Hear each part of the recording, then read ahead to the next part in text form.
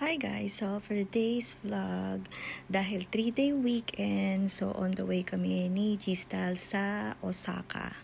Bali, ang target talaga namin ay pumunta ng Osaka, Kyoto at ng Nara. Ayan ako. So ayan, 'di ba inaantok-antok pa? And then, nandito na kami sa Shinagawa, yung Shinkansen, dahil dito kami sasakay ng Shinkansen. So, bali na, nagbili na ako ng ticket ahead of time, gamit ang Klook. Ayan, affiliate tayo ng Klook pero hindi masyado. So, ayan. So, ang talagang 1 hour before ng time, dahil nga ayoko talaga guys nagmamadali kasi nga ayan nandito tayo sa harap ng ticket, pero hindi na natin kailangan yan guys kasi may QR code naman tayo. Pero ayun nga, pinalitan din namin yung ticket namin dahil nga na-late kami ng gising. So na-refund naman siya guys, pero syempre may fee yung refund, may refund fee siya, pero okay na rin guys kasi nga ayun nga, na-late kami ng gising, ayan. Pero, ayan. So, nandito na tayo sa loob ng Shinkansen at bumili si G-Style ng obento namin dahil hindi pa kami kumakain. Ayan. Hinanap namin yung parang heated, yung may hinihilan na string para mag-warm yung obento pero hindi namin masyadong nakita. So, yun nga guys, kung nandito kayo sa Shinagawa, comment down below kung saan mismo mabibili yon. So, ayan, naka-reserve seat tayo. At, ayan, binidyo ko kung ano yung, para mapakita ko sa inyo kung ano yung lumalabas dyan. I think dyan lumalabas kung saan kayo, kung ano yung mga layover niya or stopover ng train. Kasi, hindi naman siya talaga straight na Osaka. I think nag-i-stop siya ng Shin Yokohama and then Kyoto. Tama ba? Nagoya muna pala, and then Kyoto, and then Shin Yokohama. Ayan, Nozomi yung pangalan ng ating train. Ayan, number 331, bound for Shin, Osaka. Ayan. So, naka-reserve tayo. Mas maganda guys, naka-reserve kayo dahil nga wala naman kayong balak tumayo the whole time sa train. Or non-reserve. Meron silang non-reserve pero hindi ko alam kung paano nag-work yung non-reserve. So, tatayo ka. Kung uupo ka dun sa bakante, and then pag merong uupo, tatayo ka. So, di ba abala yun? Lalo kung mahaba yung biyahe mo. So, ayan, dito tayo mag-i-stay sa Marriott Osaka Miyako. First time din namin mag-i-stay dito. Pero last time na nagpunta si G-Style dito, kasama si Kuya Jiro, sa Hilton Osaka sila nagstay. Pero ayan nga, pinili ko tong Marriott Osaka Miyako. Dahil nga para ma-experience naman. At talagang katabi lang siya ng train station. Yung Tenuji ata yung train station. At ito, nasa 19th floor yung kanilang front desk. Ayan. So, punta na tayo. Dahil maaga pa kaming dumating dito, kaya iiwan lang namin yung mga bagahe namin. Actually, hindi naman madami. Pero, yun nga, para makapag-start na kaming gumala. Dahil nga, 3 days lang kami dito sa Osaka, sa Kyoto. At, yun nga, tinry namin magplano sa Nagoya. Pero, wala namang masyadong mapupuntahan sa Nagoya. Pero, kung meron kayong alam guys, comment down below para mapuntahan natin next time. Pero yun nga, alam ko may Legoland doon, pero wala naman akong balak mag-theme park kasi nga gusto ko lang talagang mag-relax. At tingnan nyo naman yung toilet nila, ang lakas makayaman, 'di ba? Ayan, 'di ba? May pa high-tech yung kanilang soap dispenser. Ayan. So, yun nga, ang lakas makayaman ng toilet at ang bango, ang linis, syempre. Ayan. At, ayun nga, Tanabata Festival. Ayan, meron tayong bamboo dito. Or sila. And then, maglalagay ka ng wish mo dito. Ayan. So, pakita ko lang muna sa inyo yung Tanabata. And then, ayan, yung nila, na para mag-wish ka. Ayan. Bali, ito yung kwento, yung sabi sa akin, itong ang Tanabata, meron parang 2 lover sila. Parang once a year lang ata sila nakikita or something. Ayan. So, yun yung nila. yung sinicelebrate nila na once a year lang something. Nakalimutan ko guys yung sinabi sa akin. Basta yun nga, parang yun nga, mag-lover sila, tapos minsan lang sila magkita. Yun nga, mag-wish ka for na para sana magkita sila. Ating hindi rin sila ata nagkita, parang ganun guys. Kaya i-wish nyo na magkita sila. Pero syempre i-wish natin dyan, ayun nga, ang ating good health, ayun nga, ayan, at kung ano-ano pa. Pero priority ko talaga yung good health dahil nga yun ang importante. Hindi more money dahil aanihin mo ang maraming pera kung may sakit ka naman, 'di ba? So mas gugustuhin mo na lang na healthy ka. Ayun nga, at nakakakain ka ng 3 times a week. At ayan, tingnan nyo naman guys, 'di ba? Nasa 19th floor tayo. Oh, 'di ba? Kung may fear of heights kayo katulad ni G-Style, ayan, wag nyo na lang tignan. Doon lang kayo banda. Ayan, pakita ko lang sa inyo. And then, meron sila ditong parang lounge nila or bar na, ayun nga, kailangan kumain ka dito guys. At ayan yung kanilang elevator. Na-drop na namin yung aming mga bagahe. And then, time to explore na kami ni G-Style. Ayan, o diba, ang ganda dito. Actually, paglabas mo ng hotel ay talagang puro branded. Kung mahilig kayo sa mga mag-shopping ng mga branded luxury items, ayan, nandito sila. So, ayan, pupunta kami ni G-Style sa Dotonbori. Ayan, nantay lang natin yung train na padating. And then, ayun nga, tingnan nyo yung train nila, 'di ba? Kakaiba yung mga train nila dito, unlike dito sa Tokyo. Ayan, Dotonbori. So, explore natin yan dahil last time nung nandito ako ay umuulan at gabi na. Kaya hindi rin ako nakapag-explore ng maayos. Pero at least, ayun nga, nandito rin pala yung mga second hand na mga kung ano-ano, mga branded, ayan. Nakita ko siya guys, ayan. So, kaya pala talagang pinupuntahan siya dahil nga nandito lahat guys. Ayan, kung shopping lang ang hanap nyo, Dotonbori it is. Lalo na yung mga luxury, ayan, mga purses, mga bag, mga clothes, pero may mga, yun nga, yung mga second hand dito, mas marami, mga Rolex, mga alahas, ayan. At may maraming kainan, pero sabi ko kay G-Style, mas gusto kong kumain ng seafood. Ayan. So, tara. Ayan na siya. So, pipili kami kung ano yung kakainan namin. Sabi ko mag-explore lang muna kami and then tsaka tayo pipili kung ano yung kung saan kami kakain. Ayan, may mga izakaya pa dito. Ayan, o diba? Talagang hindi mo alam kung saan kakakain dito. Dahil nga ang dami. Talagang malilito ka. Ayun nga. So, pakita ko lang muna sa inyo kasi nga, ayan, ang daming choices. So, nasa inyo na yan kung anong trip nyo. Pero nung araw na yan, ang trip ko ay kumain ng seafood. Ayan. May mga Chinese food din. Ayan, napunta na tayo sa dulo. And then, babalik na lang tayo kung saan pa kami pwedeng mag-explore. I think meron dito yung parang market na sinasabi ni G-Style.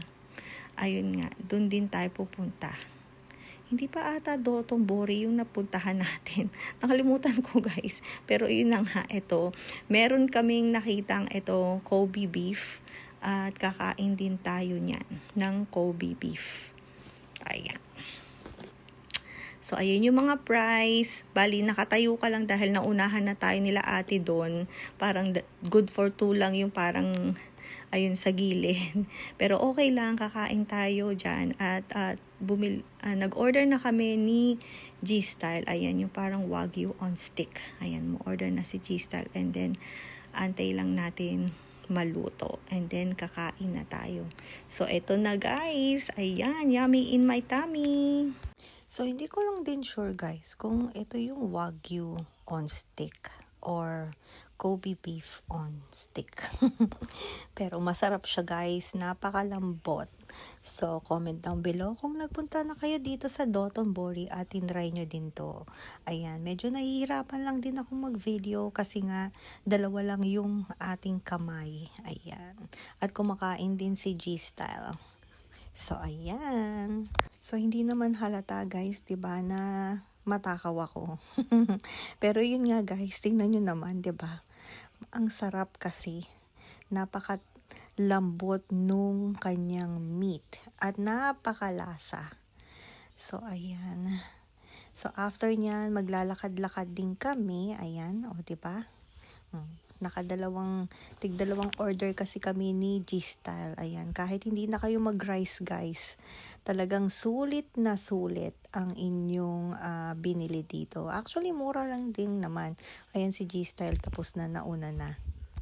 And then, ayan.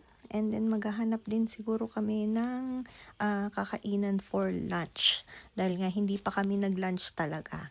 So, napadaan lang talaga kami dito. And then, sabi namin, itatry namin. Dahil nga, ayan, masarap siya sobra talaga. So, medyo mainit nung araw na to. Dahil nga, tirik na tirik yung araw. Sana naman hindi rin kami manlimahid dahil sa sobrang init ng panahon. At marami ding taong naglalakad-lakad, naghahanap-hanap kung ano yung makakainan nila or mabibilan nila. Pero kami, ayan, tingnan nyo, enjoy na enjoy. Kahit na nakatayo lang, sulit na sulit naman.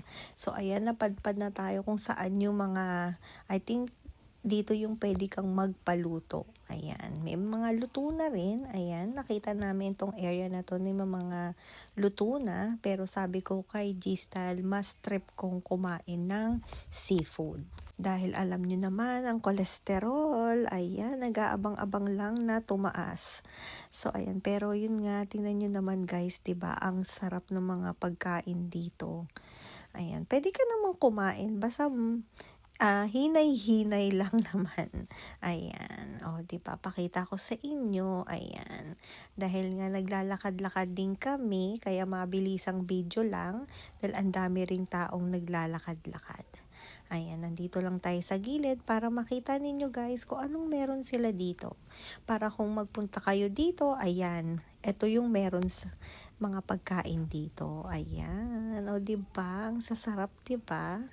So, hindi rin namin alam kung ano talaga yung kakainin namin kasi nga ang daming pagpipilian. Pero nasabi ko na nga kay G-Style na mas gusto ko ang seafood. Dahil nga alam nyo naman yung king crab ba yan? Ang tawag dyan. Ano man tawag dyan guys? King crab pa. Ayan. And then, ayan, tingnan nyo oh. Diba? Ang sasarap. At may mga discount pa. Ayan na guys, tingnan nyo, diba? Buhay na buhay. Yan, nasa fish tank. And then, ayan yung napili naming restaurant na kainan dahil may mga kababayan tayong nagtatrabaho dito. Ayan, syempre, kung merong kababayan, doon tayo kakain. So, ayan yung kanilang menu.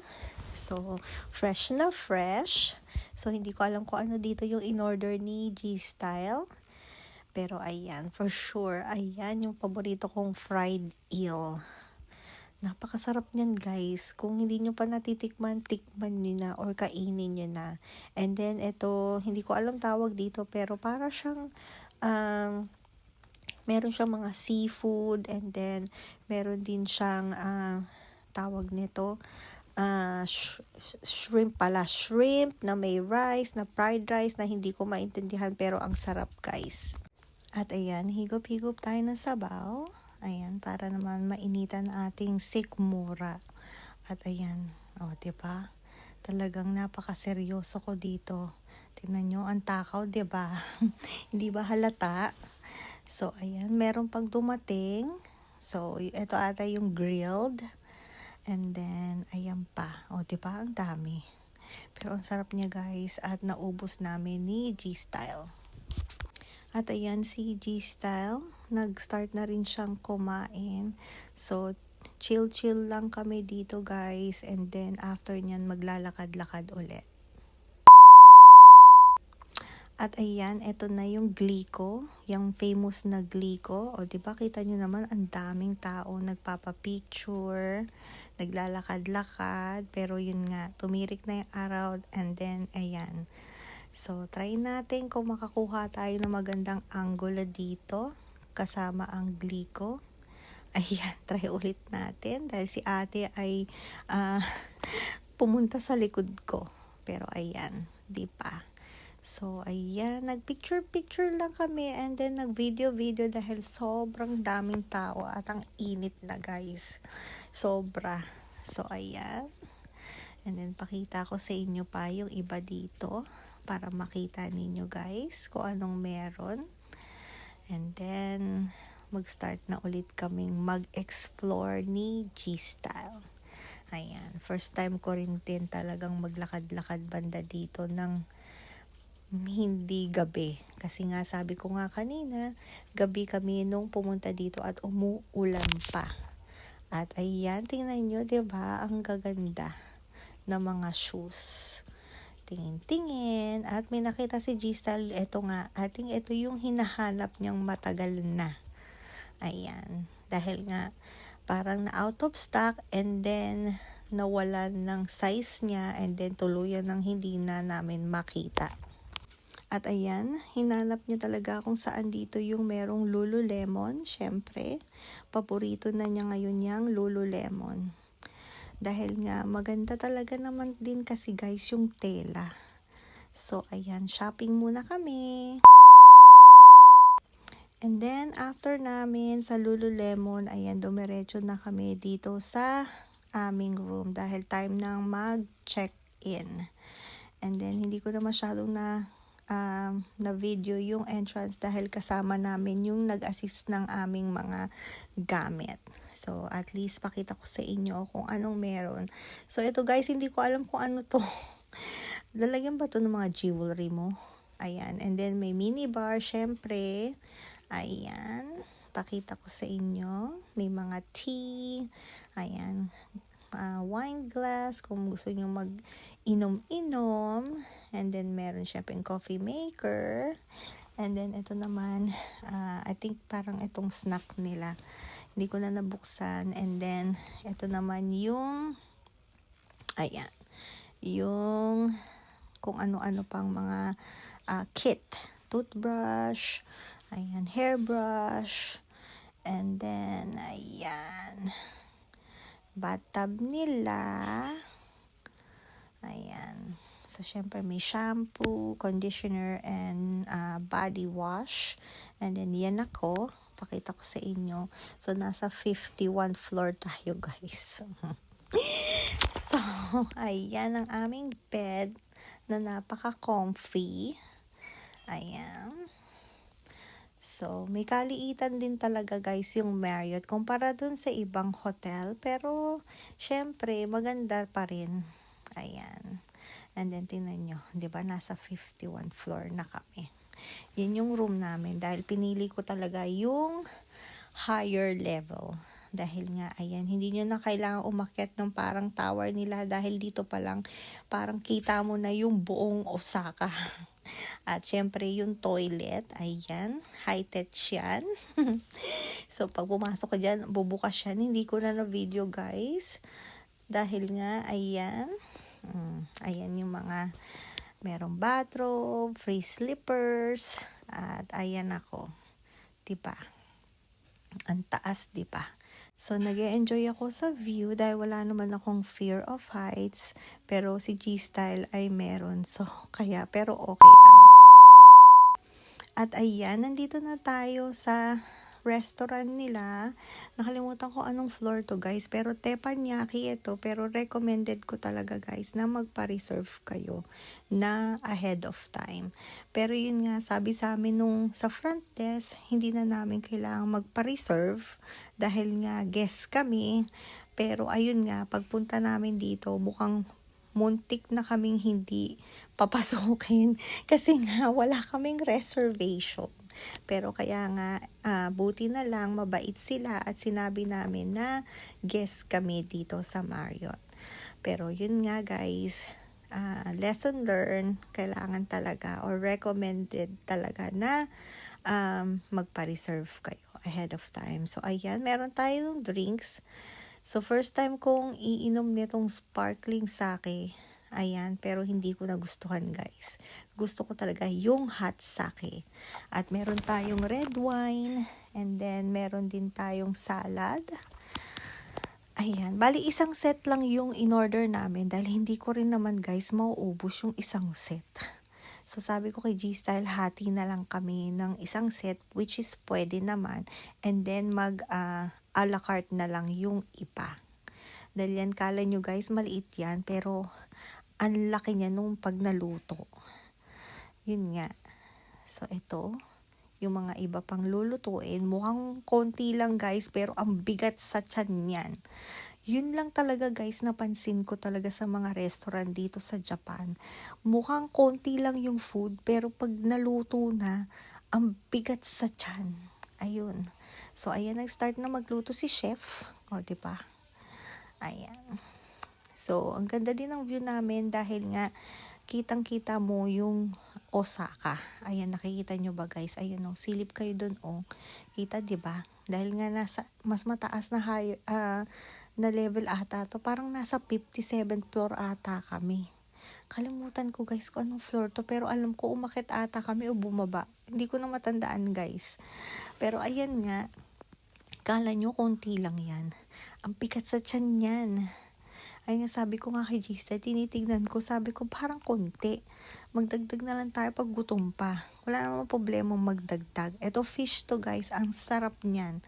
Sobrang masarap. Ayun nga. Parang, yun nga, katulad nung nasa Iron Bay, kung napanood niyo yung vlog ko about Iron Bay, mukhang konti lang yung pagkain, pero ang bigat sa tiyan. Ayun. So, ayan, ang ating ibang pang mga, I think ito na yung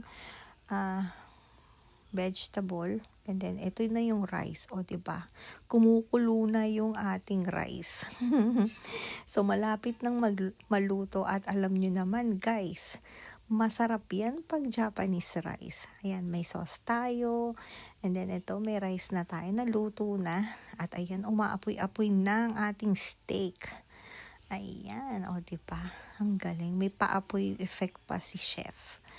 Ayan. Kaya maganda talaga may teppanyaki. Ayan. So, pag nagkabahay kami ni G-Style, yung retirement home namin, ang sabi namin, gusto namin na may ganyan lutuan. Ayan. So, ito yung unang meat. Ayan. Kala nyo, konti lang yan. Mabigat sa tiyan yan, guys. Tig-isa kami ni G-Style ng ganyan. And then, ayan na. Nagluluto na si chef. I think ito yung fried rice ata ito. Ayan. Ayan, nag-ano na rin siya ng kanyang garlic. And then, ayan na siya. Ayan, sige, halo. Tad-tad. So, maya-maya, luto na yan at ang bigat sa tiyan. Ayan. So, diba? So, ang ating chef ay, sabi niya ay parang 72 years old na siya. Ayan. So, parang hindi siya taga dito sa Osaka. Ano siya, nakatira siya somewhere. Pero, syempre, dahil sa work, dito na rin siya. Meron siya sigurong, dito, apartment or something. Pero, hindi siya taga Osaka. Ayan. Parang sinabi niya, Yamanaka ata. Parang ganun ata, taga dun siya. So, hindi sa Osaka. Hindi ko alam kung Yamanashi or Yamanaka. Parang ganun. So, ayan. Ayan na, kain na tayo guys. Parang ito na yung pangalawang set nung may meat. Hindi ko na naubos yung steak guys. At ito, amazed din ako dahil ito yung wasabi. And then ito na yung dessert. Yan yung kay G-Style. O, diba ang laki. At ito naman yung sa akin. At hindi ko alam guys na birthday ko pala. Nagulat na lang ako nung happy birthday sila sa akin. Buti na lang hindi sila kumanta. At ito yung itsura namin. Nilagyan kami ng bib. Ayan. Nung habang niluluto yung aming food. At ayan, nung nag-start na kaming kumain. Ayan. O, diba? Nag-start na akong kumain ng salad. Ayan. So, maliit lang yung place, yung restaurant guys. Kaya talagang recommended na magpapa-reserve kayo kahit saan. Dapat ahead of time. Kaya kami ni G-Style, pinaplano talaga namin kung saan kami pupunta 1 week before. At doon kami nagpapa-reserve. Ayan. O, diba? Actually, yung bib na yan, ilalagay nila talaga yan sa'yo. Hindi kami ang naglagay niyan. Silang naglagay niyan. Ayan, meron na rin dumating. Ayan, may katabi na kaming friends. Hindi namin sila friends, guys. Parang guest lang din sila dito sa Marriott. Pero ayan, katabi namin. Pero at least, nung time na dumating sila, halos patapos na rin kaming kumain. Ayan. At ayun nga, tingnan nyo guys yung rice, diba, ng Japan. Napakasarap. Talagang mapapaulala ka. Ayan, o, diba, dumilim na. At ito na yung time na kakainin na namin yung dessert at yung happy birthday kong dessert. So, ayan. So, napasabi ako kay Giselle na masarap talaga. And then, ayan, nagluluto na rin yung chef dun para dun sa katabi namin. So, ayan. So, napakaganda dito guys. At sulit talaga yung bayad mo. So, ayan. And then, after namin sa restaurant, so nag-stop by kami dito sa bar para mag-inom-inom. Dahil parang hindi kami parang kulang yung ininom namin. Ayan, parang ito ata ay, nakalimutan ko yung pangalan nito guys. Cosmopolitan ata yung pangalan. Something ganun yung name. Ayan, meron tayong olives, and then ewan ko kung anong tawag dyan, parang cracker siya. So ayan, and then after naming mag-shot, akit na rin kami at pupunta pa kami ng Kyoto kinabukasan. So ayan kami ni G-Style, chill lang. Ayan, dahil busog na busog kami dahil sa dami ng kinain namin at ang bigat sa tiyan. Pero ayan, ang sarap nung drink. Nakigaya lang din kami dun sa katapat namin. Yan, kaya in-order namin yung Cosmopolitan na drink na yan. Pero masarap siya guys. At tinanong ko nga kung may pineapple yan dahil hindi tayo pwedeng may pineapple. Ayan. So, kakain na rin ako ng olives para tinignan ko rin guys kung may cheese yan dahil yun yung paborito ni G-Style with cheese. Pero wala. Regular olives lang. So, paano guys? Hanggang dito na lang ulit. Thank you guys for watching. Bye!